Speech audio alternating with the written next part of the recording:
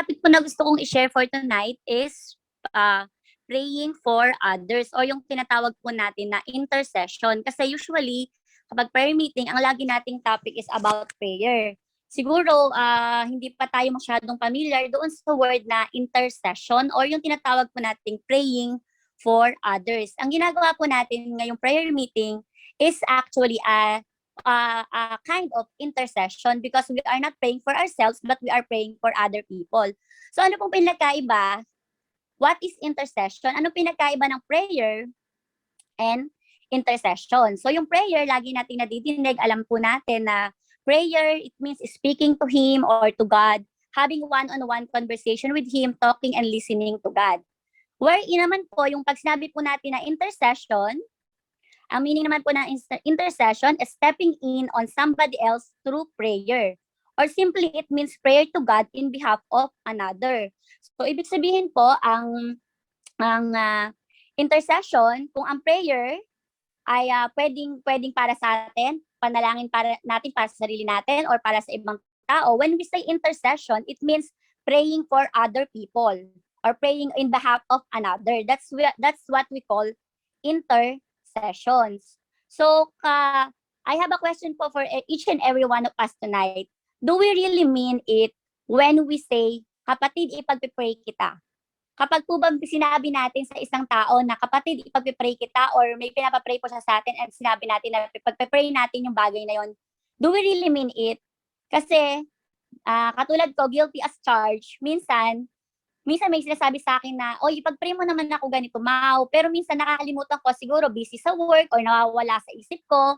Sabi nga, yung salitang ipag-pray kita, it's easily said than done. So today or tonight, I want to us to study or to focus on the basic of intercession. Ano ba yung mga dapat nating malaman sa salitang intercession or yung praying for others? So makita nating masasagot yung mga tanong natin na what, why, who, and yung how, next time na lang yung how.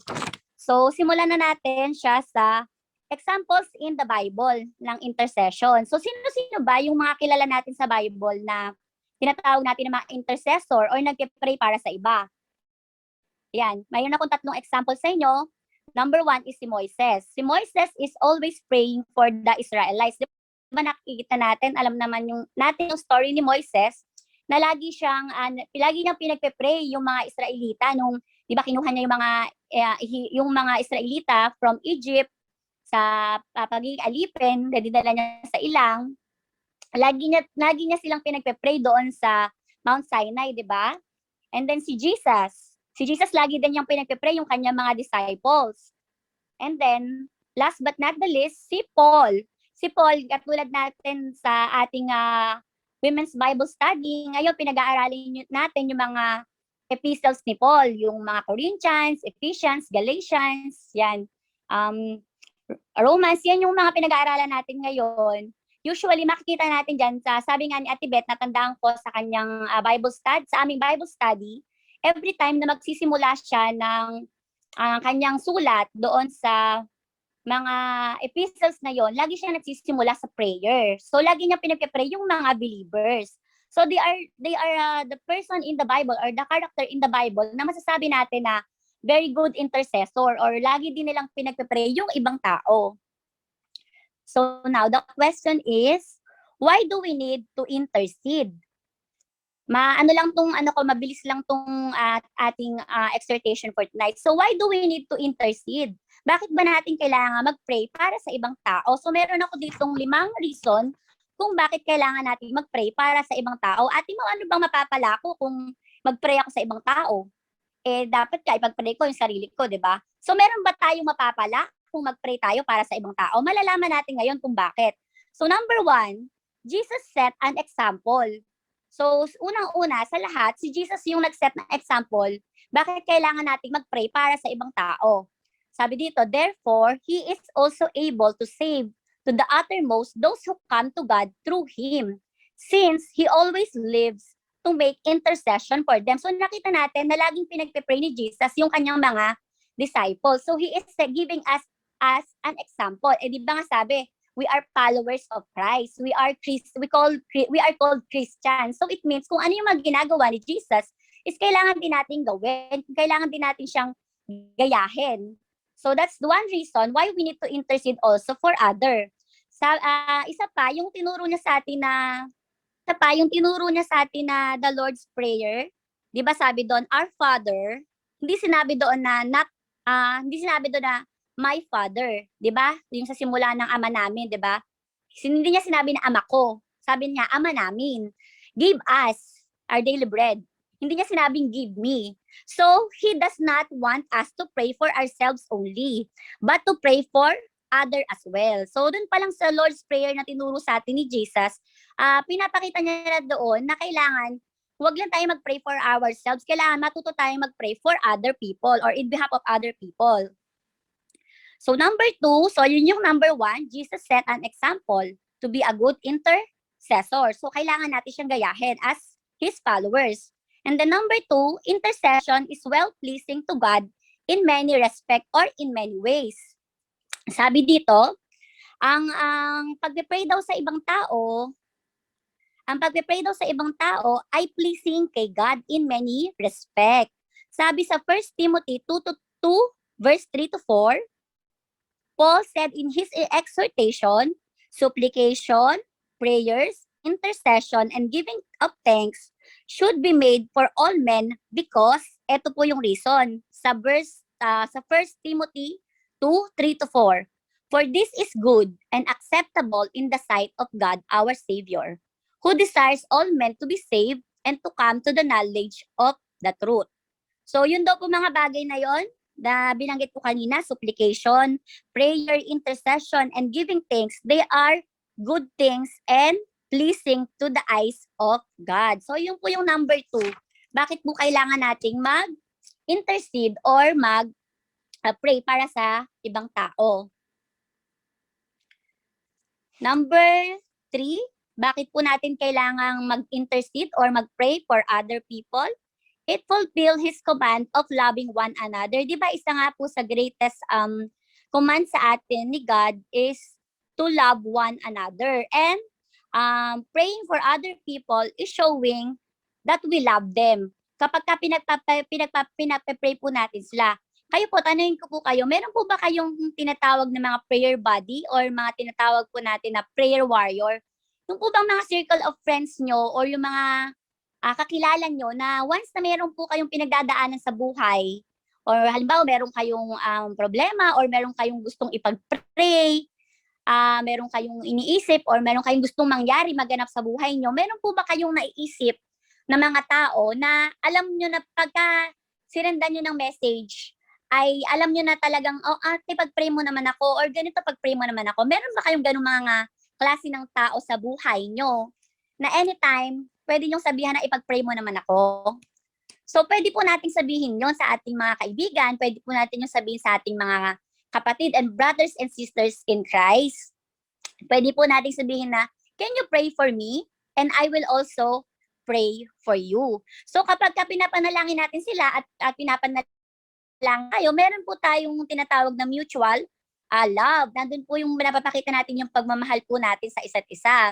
So, ako, personally, meron po akong mga tao na lagi ko pong pagka po kararanas ako ng mga pagsubok, lagi ko silang mini-message na, halimbawa si Jazz, saka si Lalaw, yan, sila Ate Beth, yan, alam nila yan. Kapag meron akong gustong ipapray, lagi kong sinasabi sa kanila, papray naman ako ng ganito kasi alam ko na sila yung mga tao na kapag sinabihan ko ng ganon, ipagpipray talaga nila. Alam ko na in their heart, ipagpipray talaga nila kung ano yung gusto kong ipapray sa kanila. And they know na kung magsabi din sila sa akin, alam ko na alam nila na ipagpipray ko rin sila kung ano yung gusto nilang ipapray sa akin. So, ganun po ang buhay is like, sabi nga sa science, di ba? Symbiosis, give and take. Hindi po pwedeng tayo lang yung papray sa kapwa natin. Dapat marunong din po tayong mag-intercede or magbigay ng prayer natin para sa ibang tao. Diba? Kailangan give and take. Hindi lang puro tayo yung nagbe-benefit. Dapat marunong din tayong mag-give ng ating time to pray for other people. So, ang challenge ko po sa inyo tonight is mamili po kayo sa inyong mga kaibigan or pwedeng kamag-anak, kapatid, or sa pamilya ng mga tao na alam mo or sa pwedeng sisters and brothers in Christ dito sa GMC na pagka alam mo meron kang nararamdaman, halimbawa may nararamdaman ka sa katawan or meron kang dinadamdam na problema or meron kang gustong bagay na gusto ipag-pray na mangyari sa buhay mo, gusto kang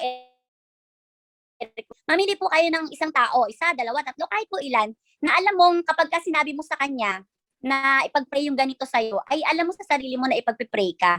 Napakasarap pong magkaroon ng prayer body or prayer warrior na alam mo lagi pong nandyan para sa'yo at ipag-pray ka. So yon yung number 3, because we fulfill His command of loving one another through our praying for other. Number 4, it's a way of serving God. So yung palang pagpe-pray natin sa ibang tao is it's a way of serving God. So it's a way of glorifying God, worshiping God. So kapag pala tayo ay nagpe-pray para sa ibang tao, ay parang nasa-serve na rin natin si Lord by means of our life. Bigyan ko po kayo ng example, si Samuel. Si Samuel was appointed to watch the spiritual well-being of the Israelites. So sabi po dyan nakita niyo po, sabi po sa Samuel, 1 Samuel verse 12 to 23, I would be disobeying the Lord if I stop praying for you. So sinasabi po ni Samuel na para sa kanya, kapag ka hindi niya na ipag-pray yung mga Israelites or kapag ka tumigil siya sa pag-pray para sa mga Israelita, siya ay nagkakasala sa Diyos, parang disobey niya yung si God. That's why he viewed intercession as one of his foremost responsibility. Parang naging responsibility niya yung spiritual, ipag-pray or spiritual well-being ng mga Israelita. So hindi po ba napakasarap na magkaroon po tayo sa buhay natin ng katulad ni Samuel na lagi pong magpe-pray para sa atin, katulad ng sinabi ko po kanina. So dyan, as spiritual leaders often pray for people, katulad po ng mga leaders natin, yan, sila Ate Beth, sila Kuya Jem, sila Itay, sila Past Emil, sila lagi, I'm sure sa mga prayer nila, lagi po tayong kasama. Tayo naman mga believers, likewise, can pray for the worker of God.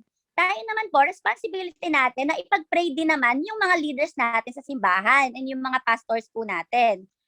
In the Bible, hindi po lahat ay binibigyan ng opportunity praying with the apostles. Kaya nga po nung sa 2 Corinthians 1:11, Paul encourages them to pray. Sabi niya doon, as you help us by your prayers, then many will give thanks on our behalf for the gracious favor granted us in answer to the prayer of many. So parang inaas niya po yung mga believers na ipag-pray sila, tulungan silang mga leaders sa pagpe-pray.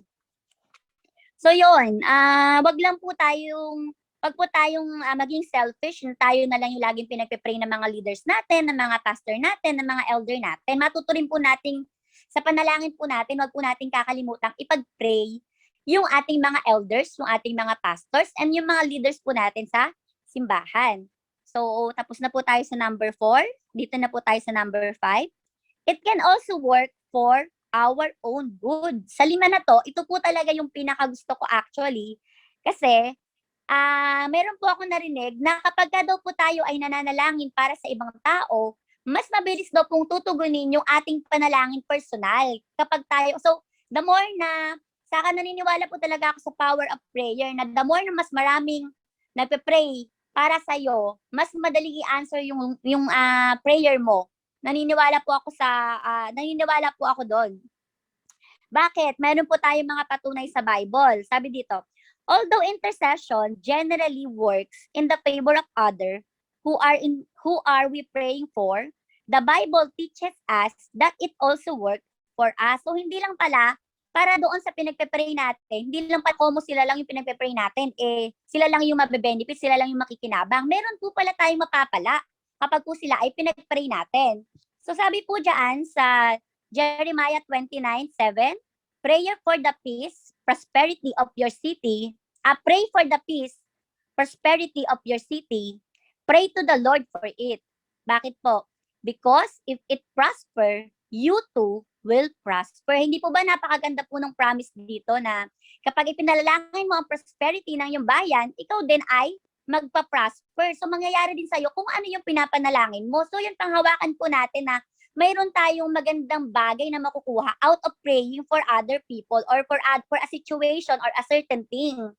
Isa pa po, sabi po sa 2 Timothy 2, chapter 2, verse 1 to 2, I urge then, first of all, that requests, prayers, intercessions, and thanksgiving be made for everyone, for kings and all those in authority. Bakit? Bakit po kailangan natin ipanalangin yung mga may nasa otoridad, or bakit po natin kailangan ipanalangin yung ibang tao? Bakit po natin kailangan ipanalangin yung mga leaders? Ano pong mapapala natin? That we may live peaceful and quiet lives in all godliness and holiness. So nakita po natin na kapag ipinalangin po natin yung mga tao na to, or pinalangin po natin ang ibang tao, sino ba ang may ayaw ng peaceful and quiet life, 'di ba? In all godliness and holiness, lahat po tayo gusto natin 'yan. So yun lang pala yung kailangan nating gawin. Matuto po tayong magkakaroon po tayo ng prosperity, magkakaroon tayo ng peaceful life, magkakaroon tayo ng quiet life in all godliness and holiness. Matuto lang po tayong manalangin para sa ibang tao. Gagamitin ko na rin po yung pagkakataon po na to testify. Kasi po kami po mag-asawa ay nagpapasalamat po ako sa inyong lahat, my GMC family. Dahil po naniniwala po ako na kami pong mag-asawa, ang blessing po na binibigay sa amin ni Lord na mag-asawa ay bunga po ng inyong mga panalangin. So, hindi po yung sarili namin prayer yung pong prayer nyo para sa amin. Ang naniniwala po ako na yun po yung naging talagang powerful para ma-answer po ni Lord yung pinagpe-pray po namin. So, gusto ko pong praise the Lord. For to God all be the glory and praise.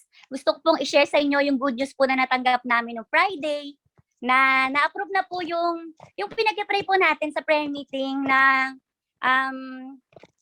approval po nung visa ni Nepo sa Canada. So yun, maraming salamat. Kaya nga nung natanggap po namin yung balita, talagang minessage ko agad sila Ate Weng, minessage ko lang agad sila Lau, sila Jazz. Kasi alam ko na talagang nagpe-pray din talaga kayo sila para po sa amin na talagang, and then sa prayer meeting natin, hindi naman nawawala, di ba, sa prayer list yung application ni Nepo. And praise God po, in-answer na po ni Lord yung prayer namin mag-asawa. And nagpapasalamat po talaga ako sa inyo dahil alam ko po na mas powerful yung prayer or yung isang bagay na pinagpe-pray kapag po maraming nananalangin. So maraming salamat po sa lahat ng prayers niyo po para sa aming mag-asawa. So sana po continue pa rin po natin ipag-pray na maging maayos po hanggang sa makauwi po si Nepo and then makauwi po ng Pilipinas. Ngayon po siguro ang ipapasama ko po sa prayer is yung maging maayos po yung kung magpapaalam po siya sa company niya, wag po sana magkaroon, hindi sila pagkakaunawaan. Sana maging smooth po yung pag-alis po niya sa company niya and hindi po sana siya higpitan. Kasi di ba minsan, yung pag-aalis na tayo sa company, di ba minsan pagka kasi kulang sila sa tauhan, ganyan. Then syempre gagawa sila ng paraan para hindi ka makaalis or alam niyo po yung mga ganun. Wala pong imposible kay God eh. Sa totoo lang, ang testimony po namin mag-asawa, talagang masasabi ko na napaka-buti po ni Lord sa buhay po namin. Kasi sa totoo lang, ang iniintay pa lang po namin after ng biometric po ni Nepo ay ang medical request eh. Hindi po namin in-expect na gulat po kami mag-asawa kasi ang dumating po sa amin ay passport request na. So, ibig sabihin, hindi na po kailangan mag-medical ni Nepo. Nag-aalala nga po si Nepo, baka mamaya daw yung cholesterol niya mataas, kaya nag-worry siya sa mga kinakain niya, wag daw akong magluto ng mga prito.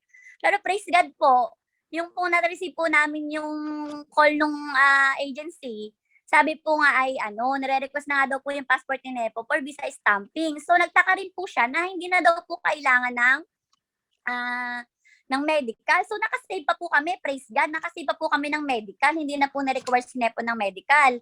And one thing pa po, sa lahat po ng mga kasamahan ni Nepo na nandito sa Saudi, kasi meron din pong ibang mga applicant na nandito sa Saudi, si Nepo pa po yung pinaka-nauna daw po na ma-approve yung kanyang visa. So praise God po, di ba? Nakita po talaga natin na kay Lord nothing is impossible, and talagang napaka-powerful talaga ng prayer for others or ng intercession na ginagawa natin, katulad po dito sa ginagawa natin sa ating prayer meeting. Nakakatuwa po kapag nababawasan na yung mga pinagpe-pray natin sa ating prayer list, 'di ba? Syempre hindi po natin maiwasan na madagdagan, pero napakaganda po na nababawasan. Ibig sabihin may mga answer po meron po mga prayer na na-answer. So back to our topic na po ulit tayo. Now ang sunod na po natin is what to intercede for. Ano po ba yung mga pwede nating ipanalangin para sa ating kapwa or para sa iba? We can pray for other about any need that someone might have. So kahit daw po ano ay pwede nating ipanalangin. Sky's the limit po, sabi diyan. Sabi nga there is no limitation. So for example, from danger, pwede nating ipanalangin sickness, injustice. God turned His wrath to sinner because someone is interceding for them. Meron po mga instances sa Bible na galit si Lord sa isang tao, pero dahil someone is praying for that person, nawawala po yung galit na God. Sabi po ni David sa Psalms, David is praying for Jerusalem to have peace. So pwede rin natin ipanalangin ng peace para sa isang tao kung halimbawa marami siyang iniisip or wala siyang peace of mind, pwede po natin siyang ipanalangin at para magkaroon po siya ng peace. The one who suffer from physical illness, yan, ginagawa na po natin yan sa ating prayer meeting, di ba? Kapag may mga sakit, ang dami po nating sa prayer list na yan. Demon possession, and someone, sa Bible po itong sinasabi ko, di ba? Mga physical illness, nakita po natin, marami pong ipinalalangin, gumaling. Na demon possession, mga naaniban po ng demonyo, pinag-pray po and gumaling. Minsan nga po doon sa Bible, marami pong instance doon na patay na, nung ipinanalangin, na-revive pa. So, napaka-powerful po talaga ng prayer, di ba? Napaka-powerful ng prayer for other. So, ang magandang example po niyan is si Jesus talaga. Jesus prayed for the faith of His disciple. Lagi pong pinapanalangin ni Jesus ang kanyang mga disipulo eh. Also, Paul, he is always praying for the believers in his epistle. Sabi nga ni Ate Beth, sa simula at sa katapusan, halimbawa yung Corinthians, sabi ni Ate Beth sa amin sa Bible studies. Alam niyo po, ang sarap mag-Bible study kasi marami tayong matututunan na hindi natin alam dati. So yung pala sa simula at wakas pala nung halimbawa yung, let's say, yung Corinthians or 1 Corinthians, sa simula, prayer agad. Sa katapusan, prayer din. So, nakita po natin na ganun po ka-prayerful na tao si Paul. Na sa lahat po ng mga epistles na sinulat niya, yung Galatians, Ephesians, Corinthians, makikita po natin na laging may prayer. Sabi nga ni Ate Beth, malalaman daw po natin na talagang yun yung marka na si Paul po ang sumulat because lagi pong may prayer doon sa kanyang mga sinulat. Kung baga sa simula at sa wakas lagi merong prayer. So, Paul is always praying for the believers in his epistles. So, ano-ano po yung mga bagay na pwede natin ipag-pray? Salvation, faith, revival, peace, and God's mercy. So, yun po yung mga what. So, next, who?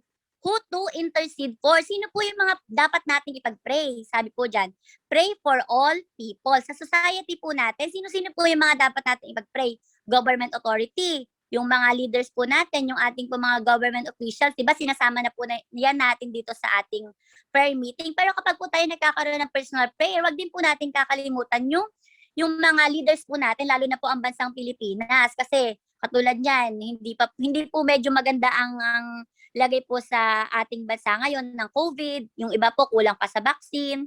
Ano pa po, oppressed people, yung mga naghihirap, leaders, poor and suffering. So, yun po yung mga sa society.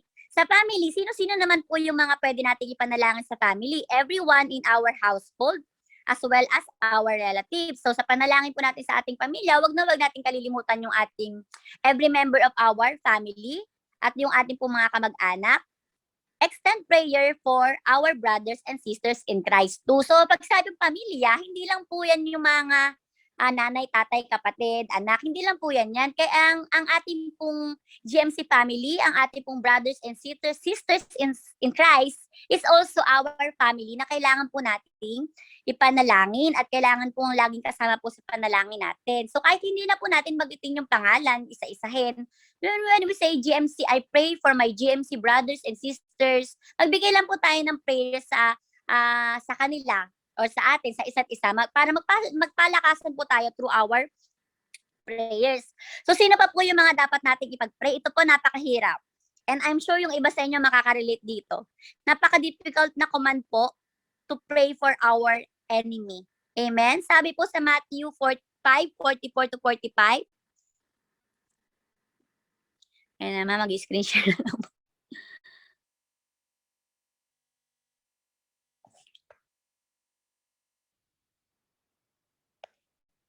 Yan. Sabi po sa Matthew 5:44 muna. But I say unto you, love your enemies, bless them that curse you, do good to them that hate you, and pray for them which despitefully use you and persecute you. So napaka-linaw po ng command sa atin. Let's pray for our enemies. Yung mga tao po na alam natin na naiinis tayo, yung mga tao na naggalit tayo, we should not hate them, but instead, or we should not curse them, but instead, ang turo po sa atin is to love them by praying for them. Halimbawa, meron po tayong kinakainisan dahil sa ugali niya, ipag-pray daw po natin. Why? Bakit po natin kailangan ipag-pray yung enemy natin? Sino bang gusto mag-benefit yung enemy natin sa prayer, di ba? Wala. Sino ba naman gugustuhin na, bakit ko siya ipag-pray? Ang sama-sama ng ugali niya, bakit ko siya ipag-pray? Ganito, ganyan. Bakit po natin kailangan ipag-pray? Command po yan sa atin ni God. And ano po mapapala natin pag pinag-pray natin yan? Yung mga tao na yan, nasa na ba yung nahanap? Wait lang. Ay, dito. Eto, sabi sa, bakit po natin kailangan ipag-pray? Yung karugtong po nung kanina, pray for our enemies. Sabi po sa Matthew 5:45, that you may be the children of your Father which is in heaven. So, yun po pala yung reason. Bakit kailangan natin na ipag-pray? Para po mapatunayan natin, mapatunayan natin na tayo po ay children of our Father in heaven. And bukod sa command po yun sa atin, mapapatunayan po natin na tayo ay anak ng Diyos kung matuto po tayo mag-pray sa ating mga kaaway o sa mga tao po na kinaiinisan po natin. So, sabi dito, what makes it more difficult is at times, those people na nagiging enemy natin are those people na close po sa puso natin. Amen? Minsan, yung mga tao na yun na tinatawag natin na enemies or mga kinaiinasan natin or may mga nakakasakit po sa atin. Hindi naman pag sinabing enemies, galit lang tayo sa kanila o galit sila sa atin. Minsan, mga tao rin po na nakakasakit sa atin, or minsan mga tao na may mga nagawang hindi maganda sa atin, pwede po natin silang i-categorize dito sa enemies. So minsan po ang mas mahirap pa, yung po mga tao po na yan, ay sila pa po yung pwedeng party po ng pamilya natin or yung mga people po na close sa puso natin. Kaya po mas lalong nagiging masakit para sa atin dahil po hindi po sila iba sa atin.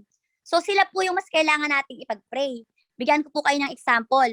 Si Moises po at si Miriam. So alam naman natin yung story ni Moises at ni Miriam. Si Miriam po yung nakatatandang kapatid ni Moises sa Bible. So nung pong tinulungan ni Moses ang mga Israelita na makaalis sa Ehipto bilang slave, ang nangyari po si Miriam at si Aaron ay nagkaroon po ng jealousy sa kanila kay Moises. So kung ano-ano po yung sinabi nilang magkapatid laban sa kanilang kapatid na si Moses. So narinig po ni God yung complaint ni Miriam about kay Moises. So ano po nangyari kay Miriam?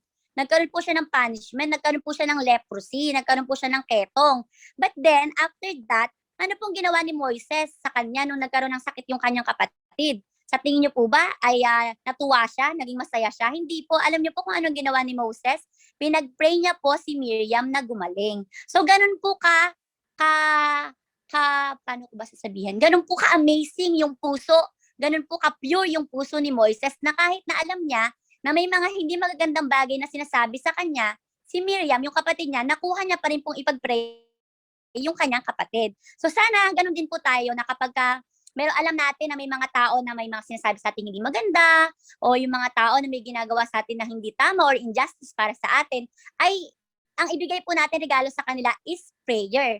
Wag po ipag-pray na mamatay or magkasakit. Hindi po ganong klase ng prayer. Pray for good things for that person po. So, sino pa po? Si Job. Si Job, alam ko kilala niyo siya, 'di ba, nung nagkaketong siya. Nung nagkaketong siya ay pinuntahan siya ng, 'di ba, inano nga siya ng ano niya ng asawa niya, yung asawa niya, ang dami-dami sinabi sa kanya. Tapos pumunta po yung mga kapatid niya, marami ring yung mga kapatid niya, yung mga kaibigan niya, marami ding sinabi sa kanya at saka tungkol kay God. Pero ano pong ginawa ni Job?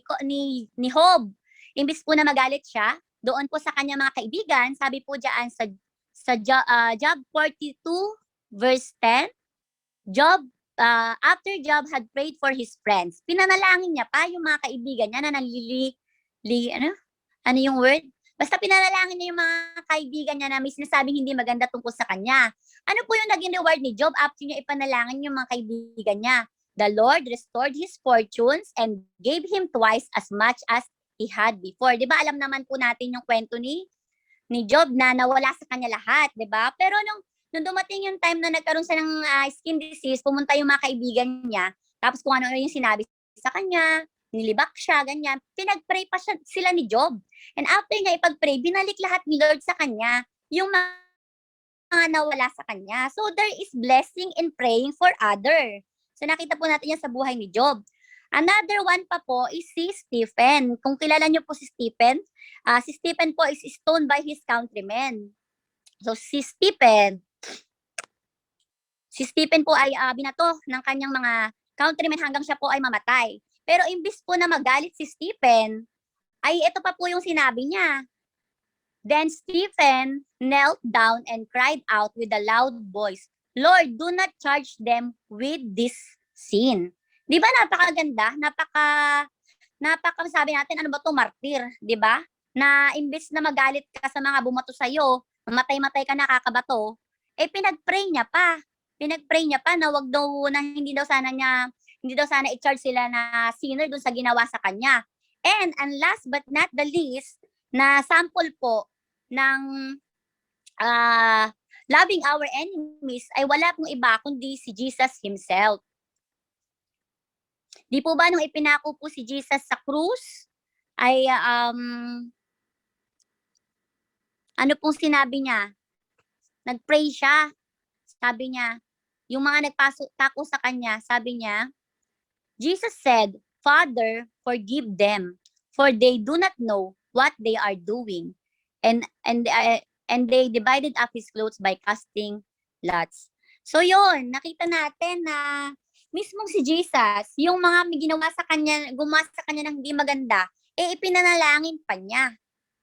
So imagine si Jesus na yun. So as Christians, we should emulate what Jesus did. Kaya nga po tayo tinatawag na follower of Jesus. So yun po yung all about intercession. I hope po na mayroon po tayong natutunan ngayong gabi. And ang challenge ko po sa bawat isa ngayong gabi, are you willing to be an intercessor? Or lagi na lang ikaw yung magpapapray? Yun nga po sabi ko kanina, it should always be a give and take relationship. Hindi po pwedeng lagi na lang tayo yung nangangailangan. Matuto rin po tayo magbigay ng prayer for other people. And ito pong prayer meeting po na to is your chance to also do that. Because dito po sa prayer meeting na to, we are praying for other people, we are praying for other people's situation. May mga kahilingan po, like for example, healing. So napakaganda po na maging parte ng prayer meeting. Dahil nakita po natin kanina, di ba, na-share ko po sa inyo na there is blessing kapag po tayo ay nagpe-pray para sa ibang tao. And mas nagiging powerful po yung prayer kapag po mas marami po ang nagpe-pray. So, yun po. Actually, meron pa po yung how to pray for other. Pero next time na lang po kasi medyo mahaba po yun. So, kapag nag-exhort po ako ulit next time, parang magkakaroon po tayo ng season 2, parang gano'n. Exhortation number 2, nakalugtong po nitong tonight. So for now, yun lang po muna yung basic ng intercession. At sana po hindi na po tayo ngayon confused kung ano po ba yung prayer and kung ano po ba yung tinatawag na intercession pag naririnig po natin. So intercession, it means praying in behalf of other or praying for other people. So pag sinabi kang isa kang intercessor or isa kang prayer warrior, yun, napakasarap po nun. Napakasarap po na mabansagan kang prayer warrior. Ibig sabihin, matatag na po ang prayer life mo. Ibig sabihin, talagang kilala kang, ano tawag doon, powerful kang mag-pray para sa ibang tao. Kaya ikaw ang laging lalapitan ng mga tao. Ate Mau, pag-pray mo ako. Ate Lau, pag-pray mo naman ako. Ate Jazz, pag-pray mo naman ako. Ate Weng, pag-pray mo naman ako. Napakasarap po na marinig po yung mga ganun sa ating mga kapatid. And napakasarap din po na sa atin ay i-desire po natin na na mayroon po mga tao na lalapit sa atin para ipag-pray po sila. Subukan lagi po nating i-desire, lagi po nating kapag tayo po ay mananalangin sa ating mga personal prayer, wag po nating kalimutan, ay si ano nga pala nagpapa-pray, si Ate Jazz nga pala ganito yung pinag-pray niya. Actually po ako, sinusulat ko pa po, meron po akong notebook dito, ito yung notebook ko. Nakasulat po dito yung mga prayer. Ito, tawag ko dito ay prayer list. So, 1 to 19 yung nakasulat dito. So, kapag ako yung nagpe-pray, iniisa-isa ko talaga. Yan, syempre una yung mga personal prayer ko, tapos nandito yung mga prayer ng mga kapatid ko yung mga kapatid ko sa pananampalataya, yung mga loved ones ko na sinasama ko po sa prayer. So yun, I encourage each and every one of us po na let's all become intercessor and pray for others. So let's close this exhortation by our prayer. Yes, Lord, hallelujah, Jesus, we glorify your holy name, Panginoon. Maraming salamat, Panginoon, sa gabing ito. Panginoon, na ginamit mo po ang buhay ko to deliver your message para sa aming lahat. Panginoon, maraming salamat sa mensahe na binigay mo sa amin, Panginoon. At alam po namin, Panginoon, na natutunan po namin ngayong gabi, Lord, na napaka-importante po pala ng panalangin para sa ibang tao. At natutunan po namin kung ano po ba yung mga benefits na makukuha namin kapag po kami ay nanalangin para sa ibang tao. Lord, ngayong gabing ito, Panginoon, ang panalangin ko po ay magkaroon po ang bawat isa na nakapakinig ngayong gabi ng desire, Panginoon. At Panginoon, maging habit po namin ng bawat isa na manalangin po para sa ibang tao at hindi para lang po sa aming sarili, Panginoon. Maraming salamat, Panginoon. Samahan mo po kami, Panginoon, hanggang sa matapos ang aming gawain. Lalong-lalo na, Panginoon, sa pagpapray po namin mamaya sa aming mga gustong idulog sa iyo, Lord O God. Maraming salamat ngayong gabi, Lord O God. In Jesus' mighty name we pray. Amen.